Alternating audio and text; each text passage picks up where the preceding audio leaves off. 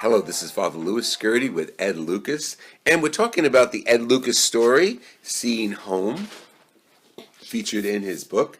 Ed and Chris Lucas, your son, Yes. co-wrote this together. The book features beautiful, beautiful story, very moving, heart-wrenching stories, and many photos of Ed as a young man and Ed as his career blossomed with a few people that you might know, Rizzuto, President Clinton, Bob Hope, and a few other people that he ran into along the way. You started the official career, in high school, and now you entered Seton Hall University as a communications major. Absolutely. And I went to Shanghai so I could commute back and forth. I lived in Weehawken, so I took 3 buses each way every day for 4 years. And I would go to Seton Hall. I would take a bus around 6:30 in the morning to Port Authority in New York, get off there, and then get on the 118 bus that went to Newark, New Jersey. Then I walked about 4 or 5 blocks to Broad Market, and That's just to get to Seton Hall yes, each day. yes, Good Lord. and got the 31 South Orange bus to Seton Hall. And then With the dog. with the dog, oh yeah, with the dog. Kay was my first dog. She was a German Shepherd, and she was the first female on campus, on an all-male campus. I remember those days, right? And Right. Father Monsignor Jarvis. Oh God, I Walter love Walter Jarvis. Jarvis. Oh, I yes. loved him. He referred to Kay as the queen of the campus. Now, what year was that? That was from 58 to 62. Okay. And I remember walking in, I would go to confession to him every Friday. And I remember walking into his office, and he said, whoever was on the phone, I didn't know at the time, he said, "Oh, here comes my girlfriend." He said, "Coming in with Kay. Yeah, here comes my girlfriend." Then when he hung up, he said, "That was the bishop, but I don't think he cares." Oh, good Lord. Walter Jarvis, that's a great memory. Oh, Wonderful personality. Yes. So you became involved with his whole realm of spirituality. Oh, yes, he was wonderful. And most of the priests at Seton Hall was 4 great years. And, you know, I was able to go back and forth and join clubs. Father Davis had a scholarship club that I joined. And there were so many different priests that I got involved with. And it was wonderful. It was a wonderful 4 years. Oh, yeah. Who was president at the university then?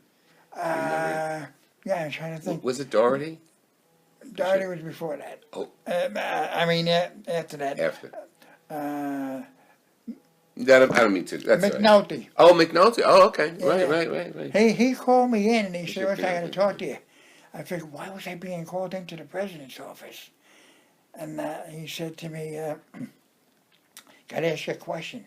I said, "Yes." He said, "Are all seeing eye dogs as well behaved as yours?"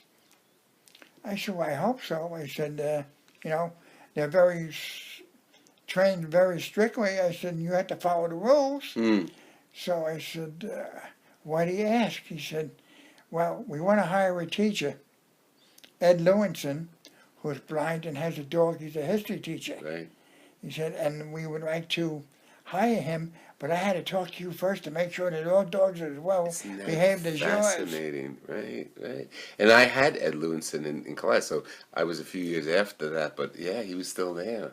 Wow, with the dog. And it wasn't anything novel at that point for us, but you broke the ground. Yes, I was the first one with a seeing eye dog. Fascinating. And I'll never forget Mr. Flood.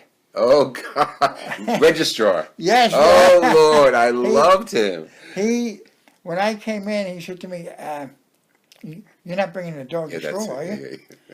I said, "What do you mean I'm not bringing the dog?" I said, "How am I going to get here?" "Oh," he said, "you can't bring it into the dining room or anything." He said, "Because, you know, they may jump on the table and get fed." eat the food and do this? Yeah. I said, no, I don't think so. No, I don't think so. Oh, Lord. And I had to tell you a story about Father James Carey. Father Carey was a wonderful, wonderful priest. He loved the kid around. We used to have coffee every morning. Tall guy, yeah, big guy. Remember Yeah, James yeah. Carey? And he was athletic. He was in athletics, and then he taught moral guidance. And this one day, I wasn't in school. Next day, he came in, and he said to me, I was sick yesterday, huh, Ned? I said, no, Father. He said, you weren't, huh? I said, no. He said, you want me to tell you where you were? Oh, stop. That's funny. I said, sure, tell me. He said, you were at Yankee Stadium opening day.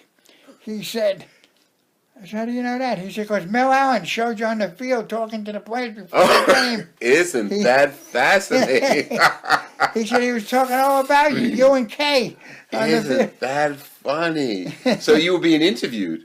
I was interviewing the players. And And they caught you on tape.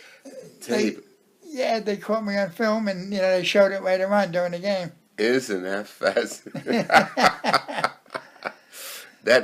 So from there you continued your years at Seton Hall. Oh yes, and I had my own radio show on WSOU called Around the Bases with Ed Lucas. And WSOU is still going strong. Still going strong and today. that's one of my alma mater, so I push it. Oh yeah, and they Jackie Farrell, who was with the Yankees that Rizzuto and Gil McDougall introduced me to, he was the head of the Speakers Bureau, and he took care of the players and went around with them.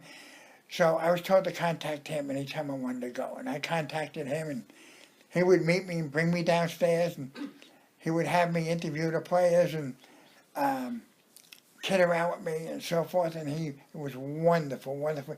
He was a man that just gave me the drive. He said, you can do it. He said, you can do it. And he would bring out players to meet and interview, and he was wonderful to me. Excellent. Wow. Fascinating to see. How many people came out to support you with your goals, with your insight and your love of baseball and the topic? But I had some terrible, terrible people that gave me the business, really gave me the business. The writers, they didn't like the idea that I was taking up space in the clubhouse and talking to the players and at the locker and having 2 seats in the press box with my name on it, because how could a blind guy do this? This is ridiculous. We got to get him out of here. And I would hear some of the writers, and they were well known at the time, big name writers, and they would say, I called it an Irish whisper. Right. But they would say, what's he doing in the clubhouse here? Get him the hell out. Why does he have his name on these seats in the press box? He's no reporter. He can't do it. He can't see the games. He can't do it. And so Rizzuto found out about it. And he said to me, listen, I'm going to drive you home tonight. Okay. And how old are you then, do you think? Oh, I guess in my 20s. Okay. I mean, after graduation and everything. Right. But Jackie Farrell got me to interviews for WSOU, and then I continued to do it for a while, after I graduated. Oh, good. And, of course, no one would hire me. And so Rizzuto said, you can't let these guys give you the business. He said, remember what I told you. Don't listen to these naysayers.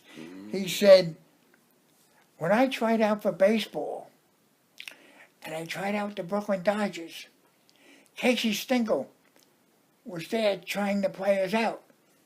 And he called me over and he said, listen, I got to talk to you. He said, I want to give you a bit of advice. He said, you're too small to play baseball. You'll never make it. So go home and get yourself a shoe shine box and you'll make a living. Whoa. So he said, I didn't listen to him, and he didn't. Casey Stengel became the manager of the Yankees in 1949, In 50, he was the MVP, Rizzuto. In 51, he was the MVP in the World Series. So he wasn't too happy with Stingo. Yeah, I can tell. Wow. So he used that himself as Right. a short person to fight the system Yes. and encourage you to go forward as well with your Right. goals. So important. So he put you in the car. He took you home that night. Right. And we had a long talk, and That's excellent. excuse me. At what point did your colleagues accept you in the box or in the field of reporting and being a journalist? Well, after a while, some of them started to accept me, and when the players started to accept me and allow me to go over and interview them and talk to them, and they would come to me and kid around, that's when they started to. But it took a few years. Wow. You had a lot of courage, a lot of strength to Right. keep going. Yes. And I had friends that were there, giving me that little push. But there were others that, would give me that knock all the time. So the reality of it is, to anybody listening to this interview, is no matter what holds you back, it's up to you and your attitude to keep going forward, because there's always going to be ups and downs. Right, don't give up. Don't give up. I like that. Don't give up. Excellent. Wow. So your years at Seton Hall produced a journalist. Right. And you went on to work with the Yankees. Right, and then other clubs, like when the Mets came in, the Giants and Dodgers left New York in '58. So at that time, we just had the Yankees, and then when the Mets came in, at first there were some people on the Mets that were not players but officials. Again, couldn't accept someone who was blind doing this, but I just fought them along, and people in Major League Baseball I got to know, and they supported me. There had to be something inside of you, and I think it was a bit of your mother inside of you, pushing you forward, giving you the strength to keep going, instead of looking at yourself as a person who couldn't see or a person with disabilities. You had a goal. Oh, yes. My mother and father both. My father, he worked nights, and he would come home, and he would read newspapers on tape, or magazines, or a book on tape, like the Leo DeRocha story. He read that, and he read it on tape, and I would listen to it every day when I was home. Lord. And so that was his goal, to make sure you can't give up, Ed. That was his, he would always push me and say, hey, you're going to do it, you're going to do it. They had a professional son, not a blind son. Mm-hmm. God bless you. Okay, we're going to pause there, and next segment, I want you to introduce our audience to some of the people that we all know, that you've met, some of the famous names, and how that all came about, okay? Sure. This has been Father Louie Scurti with Ed Lucas. And Ed's wife just brought out a picture, okay, that is signed. And, okay, now, this is my ignorance. You're going to have to tell me. Willie Mays. Willie Mays. This is Willie Mays. Now, I'm embarrassed, but I'm not a baseball person. Okay. I'm a people person, but not a baseball. So this is Willie Mays, and you. That was the last game of the season, 1957, sitting in the Polo Grounds in the dugout. Good Lord. And your interview, you had a little microphone. Yes, and look on the back of the dugout. There you'll see a big Pentron tape recorder. Oh, yeah, right. Isn't that fun?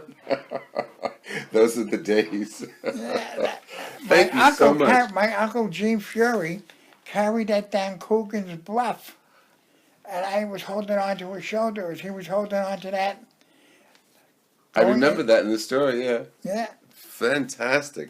You had certainly a support system that is unbelievable, absolutely, yes. unbelievable. And Allison doesn't want to come on camera, but Allison, thank you very much. This has been Father Louie Scurti with Ed Lucas, and we're going to continue segment 4 very soon with the Ed Lucas story, Seeing Home. and featured in his book, Seeing Home, and the back cover features a whole bunch of people that we all know and respect from history. God bless you. Let me hear from you. Father Lou Scurti at hotmail.com. And if you want to contact Ed, that's ed.l@edlucasfoundation.org, and we'll have that in the byline. God bless you, and let me hear from you. Have a great day. God bless you.